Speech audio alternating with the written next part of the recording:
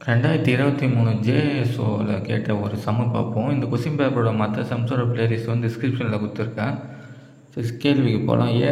ஏ வந்து 12 நாளில் ஒரு வேலையை முடிக்கிறாரு. பி வந்து 20 நாளில் முடிக்கிறாரு. 2 பேர் சேர்ந்து வேலை செய்ய ஆரம்பித்தாங்க. பி வந்து ஒரு குறிப்பிட்ட நாள், எத்தனை நாள் கழிச்சு கொடுக்கல, குறிப்பிட்ட நாள் கழிச்சு என்ன பண்ணுறாரு, பி வந்து போயிட்டார். அப்போ மீதி இருக்க வேலையை வந்து ஏ வந்து 4 நாளில் முடிக்கிறாரு.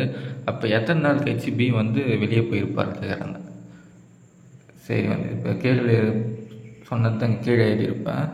ஏ வந்து 12 நாளில் முடிக்கிறாரு, பி 20 நாளில் முடிக்கிறாரு. ஃபஸ்ட் இடத்துக்கு எல்சிஎம் எடுக்கணும். எல்சிஎம் வந்து நார்மலாக இந்த மெத்தட்லேயும் போடலாம். ஷார்ட்டாக எப்படின்னா, பெரிய நம்பர் எதுன்னு அதை எடுத்துக்கோங்களேன்.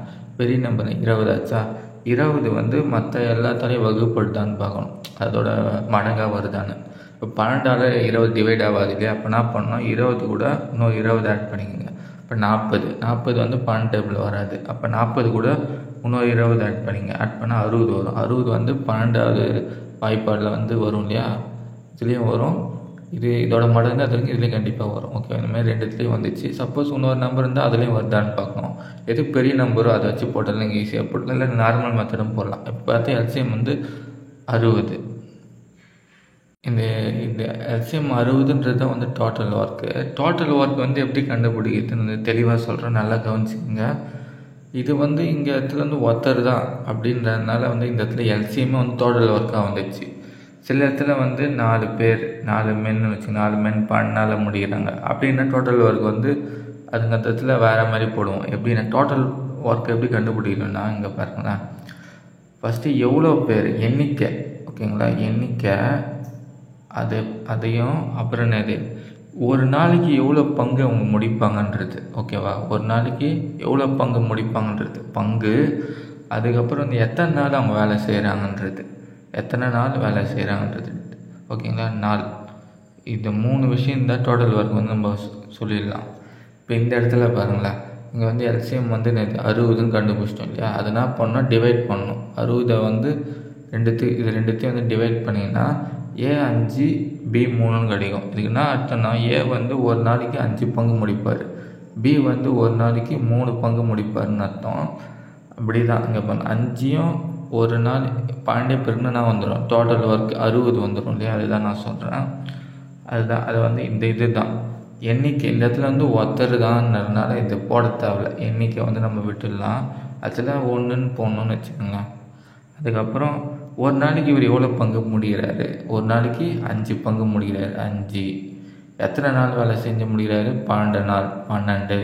இந்த மாதிரி போட்டால் தான் என்ன வரும், உங்களுக்கு 60 வரும். டோட்டல் ஒர்க் வந்து 60. ஆனால் இந்த இடத்துல வந்து எல்சிஎம்மே டோட்டல் ஒர்க்காக வந்துச்சு. ஏன்னா இதுக்கு முன்னாடி வந்து எதுவும் இல்லை இல்லையா? எதுவுமே இல்லைன்னா இந்த மாதிரி டோட்டல் ஒர்க் வந்து எல்சிஎம்மே வந்து டோட்டல் ஒர்க் நம்ம எடுத்துக்கலாம். ஓகேவா, இது புரியும்னு நினைக்கிறேன் உங்களுக்கு. சப்போஸ் இங்கே பாருங்களேன், 4 மென் ஒரு நாளைக்கு 12, 4 மென் வந்து 12 நாளில் முடிகிறாங்கன்னா இந்த இடத்துல பாருங்கள், 4 இன்ட்டு அப்புறம் என்னது மென்னு வந்து இந்த 5ன்னு வச்சு ஒரு நாளைக்கு 5 பங்கு முடிகிறான்னு வச்சுக்கலாம். 5 இன்ட்டு 12 இது பெருகுனா வார்த்தை தான் டோட்டல் ஒர்க் இந்த இடத்துல. ஓகேவா, நல்லா புரியும்னு நினைக்கிறேன். ஆனால் இந்த மாதிரி முன்னாடி வந்து எதுவுமே இல்லை இல்லையா? இந்த மாதிரி வரும்போது எல்சிஎம்மும் டோட்டல் ஒர்க்காக வரும். இதை மட்டும் நல்லா தெரிஞ்சுக்கிங்களா? சரி, இதே மாதிரி பி பெருகுனா வந்துடும்.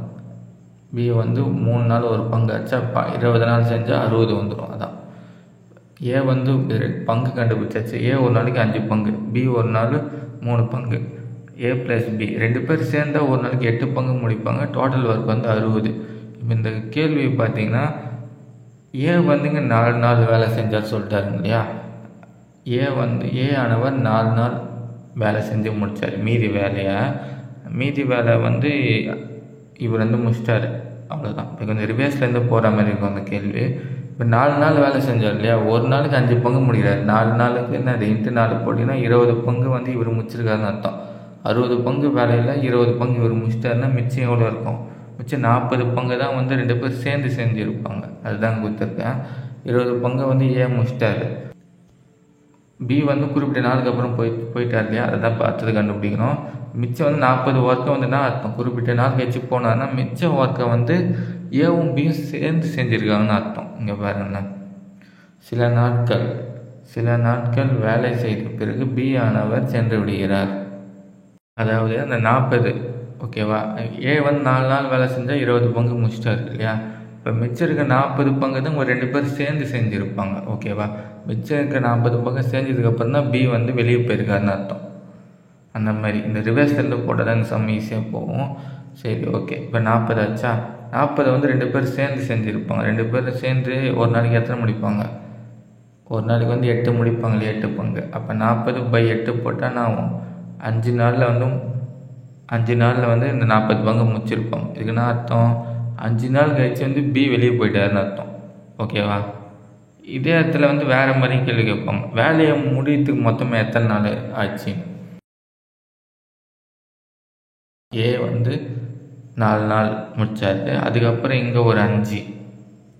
ஓகே, இங்கே ஒரு 5. இது கேட்டால் 9 வரும். எப்போ? மொத்தமாக எத்தனை நாளில் வேலை முடிஞ்சுதுன்னு கேட்டால். ஆனால் இங்கே என்ன கேட்டுக்கிறாங்க, எத்தனை நாள் கழிச்சு வந்து பி வெளியே போயிருக்காங்கன்னு தான் கேட்டிருக்காங்க. பி வந்து நேற்று 5 நாள் 40 பங்கு முடிச்சதுக்கப்புறம் வெளியே போயிட்டார். அதுக்கப்புறம் தான் வந்து ஏ மிச்சம் இருக்க 20 பங்கு வந்து முடித்தார்.